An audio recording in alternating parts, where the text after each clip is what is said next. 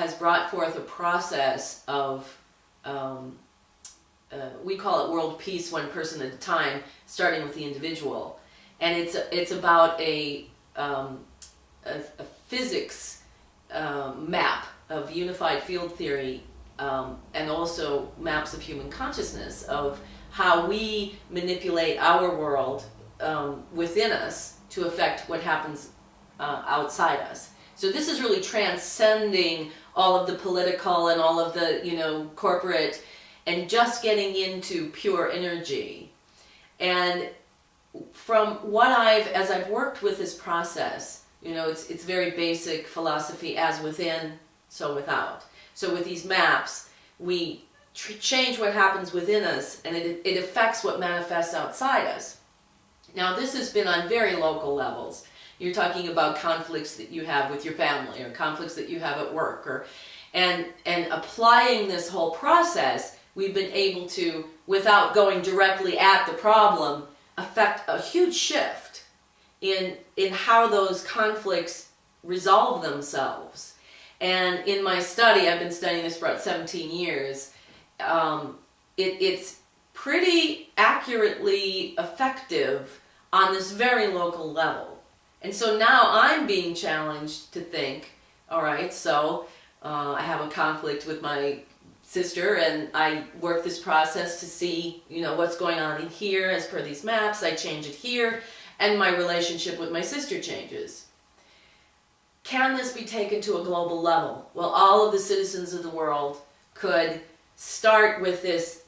I wouldn't call it magic. It's actually more physics than it is anything, and actually affect a change in the outer world through their own resources within us.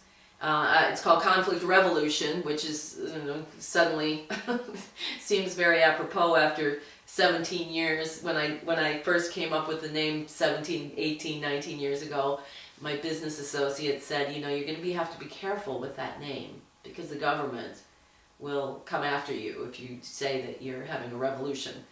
So I think I'm in good company now. But there's also this part of the world, millions of people around the world in these kind of spiritual practices that are affecting the earth, but much less able to monitor on that global level the effect that it has. But I think if each individual begins there, we could have some kind of influence as well. But I'm all for doing everything on every front that we can. There's a chemtrail right across the window right now. Geoengineering. We have 45 minutes, so you want to talk about anything else? Well, I think that's a lot, and things are changing so quickly. Every day something is revealed, something comes forth, more people know. There's some pretty high-level meetings going on, I think in June in Switzerland, with the secret upper echelons of the global economic community. And suddenly, these things that used to be secret, my neighbors know about now.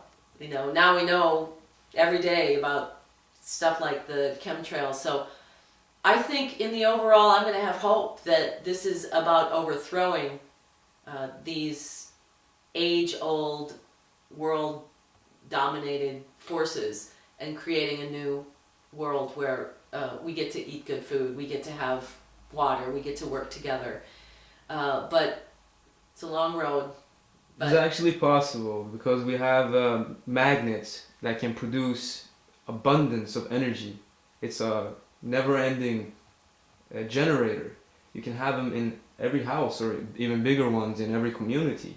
And the other part I would ask you, how do you tackle in Wisconsin the banking problem and the interest rates that is regulated by private bankiers that created this big cities of tents where people are just kicked out of their homes? Well, it's now, because of this revolution, the everyday citizen now can say, Wall Street, who created this mess in the first place, along with the government, it needs to be held accountable. I think when the revolution first started and they were trying to tell us that the teachers were the problem, the teachers were draining our resources, and there was a part of us that were going, really? And now, today, there's far more people who are standing up and saying, we want this banking industry to take accountability. But on a local level, one of the most beautiful days of the revolution was the firefighters, the county workers, the policemen, all lined up at M&I Bank, which is not a bit like a Bank of America level bank, but in Wisconsin, it's a big corporate bank that supported the governor. And one by one, they withdrew all their money. So in a matter of 3 hours, they withdrew $300,000 and the bank shut down. And that's the kind of thing that we're doing. In fact, we have a protest going on March 26th. It's an online protest where we are all waiting, and M&I Bank has the ability to, you can go on Google and get a site for M&I Bank where you can leave a review. And we've got thousands of people standing by to drop in the truth of what M&I Bank has done. So I think you're going to see this from all levels, not just we want the government to hold these bankers accountable, but we're going to start spending our money and putting our money in places that are going to support us. We have a boycott going on of businesses that support our governor. So we go into the business and we say, I need to know if you support workers' rights, because my rights have just been diminished by this administration, and so I have to carefully spend my money so that I'm not spending my money working against myself by putting into businesses that are going to support the governor that's going to take away my rights. And so it's not a pressure, it's very logical. I need to be responsible where I spend my money to support my own self. But it puts the businesses on the line to have to say, well, yeah, I do support Walker. Thank you very much. And then walk out the door. So there's all sorts of levels that we're attacking that whole banking community on. But that is just one of the most, I would call it, pornographic situations that Wall Street has done, ruined this country in that greed that they've done, and I'm hoping they'll be held accountable. The great founding fathers, they said that we should have a pursuit of happiness, not pursuit of debt. And if you could propose a new legislation that would say that the banks could only have 0.5% interest rates to cover their expenses of the bank, because then they wouldn't go up to the 9% like they did to. I think what the solution is, and they're doing this, there's a particular bank in North Dakota, I believe, I'd have to get the logistics of it, but where people are coming together and buying the bank and running their own banks and deciding together how they want their money used and how they're going to loan out the money.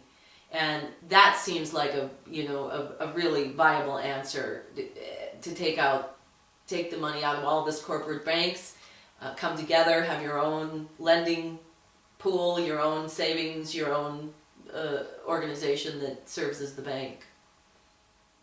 Was there any inspiration from Egypt that started the whole movement?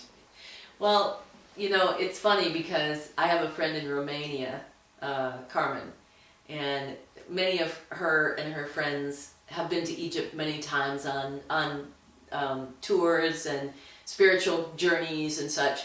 And so when Egypt was going on and we were watching Egypt, and then Wisconsin broke out, she just happened to send me a video from Egypt, and it was a thank you to the world. It was a beautiful little clip of all these different Egyptians saying, thank you for supporting us through our revolution. And it was so touching to me. And I wrote her back and I said, sort of haphazardly, tell the Egyptians that us in Wisconsin. And a few days later, we got back this picture of a young man in the square in Cairo with a sign that said, Egypt stands with Wisconsin, one world, one pain.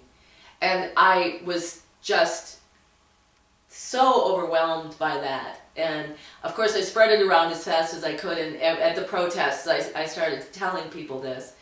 And pretty soon they sent us, it was How to Win the Revolution, and there were 10 essential things that you needed to do in order to win the revolution.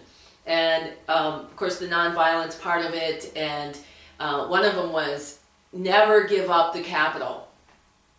And so after the kids, with the story with the kids who decided that they had to leave the Capitol, otherwise the police would be made to do illegal things, we got a message back from them. WTF! You left the Capitol! You know, all is lost. And at first I was like, oh gosh, did we ruin the revolution? But I think that under these circumstances, we actually took the Capitol back. But then they threw us out again. So there's a little bit different process in Wisconsin that's going on. And I can't believe that we've lost because we, lost the Capitol itself. But we're completely surrounding the Capitol, even if we're not inside it. But then we got a letter from their trade unions that supported us in our stand. And then we started to also connect with people in other, I had some friends in Turkey who knew people in Tunisia. And so there's this movement of all the good people of the world in whatever country. The U.S. likes to tell us there's this axis of evil, the Iranians and the North Koreans, when in reality there's a country of Iran with some pretty bad apples at the helm too, with a lot of good people in that country who don't want that tyranny either. And so what we're finding is, as we're able to connect with all the good people of all the world and support each other, I know how we felt when we got that back from the Egyptians. It was unbelievable. And then, of course, we started making signs for them, and then they started sending us pizzas, and it's just, so to connect with everyday men and women, tired, no more war. No more war on our food, on our environment, on our workers. Standing up and getting the support from people you've never met in other parts of the world maybe I'll never go to. But it's an amazing movement. Now, I just read this morning about how they're thinking of, the U.S. is actually beginning to shut down internet sites. And they're using the excuse of copyright infringement.